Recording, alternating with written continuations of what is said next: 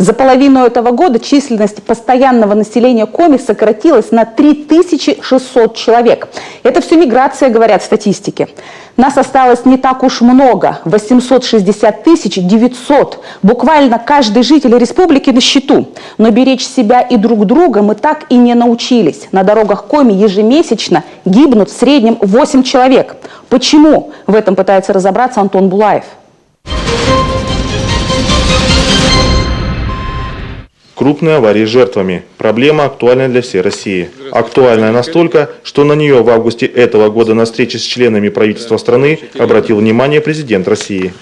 Слишком часто у нас на дорогах происходит несчастье, причем несчастья крупные, с большим количеством человеческих жертв. На совещании первый вице-премьер Игорь Шувалов объявил о разработанном правительством плане по снижению смертности и увечий на дорогах. В нем 32 пункта. Рассчитан он примерно на год и предусматривает увеличение информативности различных ресурсов, которыми смогут пользоваться водители в пути. Ужесточение мер в отношении нарушителей ПДД. Особое внимание планируется уделить эффективности работы медицинских служб и дорожников.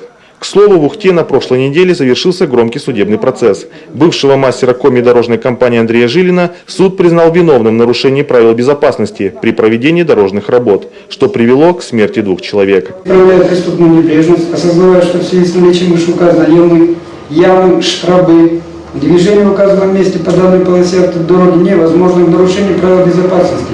При проведении дорожных работ, предусмотренных нормативными и законодательными актами России, не предпринял мер к их выполнению. При этом Жилин, имея реальную возможность обеспечить безопасность дорожного движения на указанном участке дороги, тем самым возможность предотвратить дорожно-транспортное происшествие. Яму размером 1,5 на 2,5 метра и глубиной в 13 сантиметров дорожники выкопали при проведении ремонтных работ и оставили на ночь. При этом ни предупреждающих знаков, ни ограждений на этом участке дороги не выставили. Именно это, по версии следствия, стало основной причиной ДТП, в котором погибли 2 парня, а 3 девушки получили тяжелейшие травмы.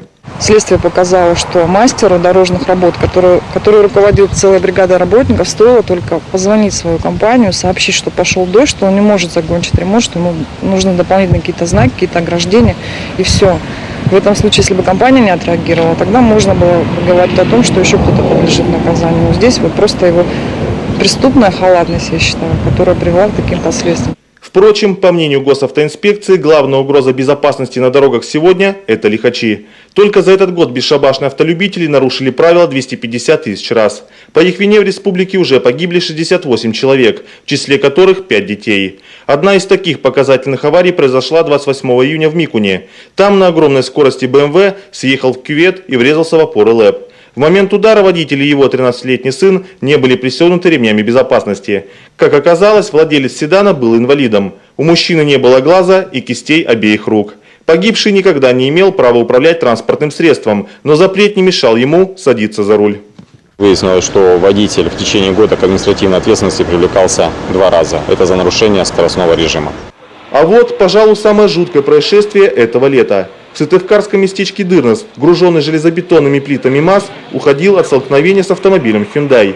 Водитель легковушки резко затормозил перед пешеходным переходом, чтобы пропустить пожилую женщину.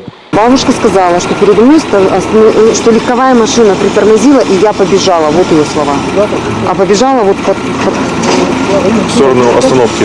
Да, она с той стороны шла, побежала, получается, в сторону остановки. Он, видимо, уходил, но ей совсем, у нее муж камушек улетел, потому что у нее немножко кровь, как бы, не сильная. МАЗ, который ехал на большой скорости, полностью снес металлическую конструкцию остановки. Прицеп очутился в канаве. Больше всего пострадали люди, которые в момент столкновения находились в веранде, куда и пришелся основной удар. В результате 3 человека погибли, еще 2 серьезно пострадали. Несмотря на череду резонансных ДТП, в этом году обстановка на дорогах республики все же улучшилась. На сегодняшний день у нас значительно сократилось количество дорожно-транспортных происшествий. Их на сегодняшний день зарегистрировано меньше, на 140, чем в предыдущем году. Это только те ДТП, где пострадали люди. И на сегодняшний день у нас погибших 64 человека зарегистрировано. В прошлом году их было 90. То есть здесь мы видим положительную динамику. Вот, что касается дорожной составляющей, здесь ситуация в принципе меняется в лучшую сторону. То есть сегодня государство все-таки уделяет больше внимания состоянию дорог.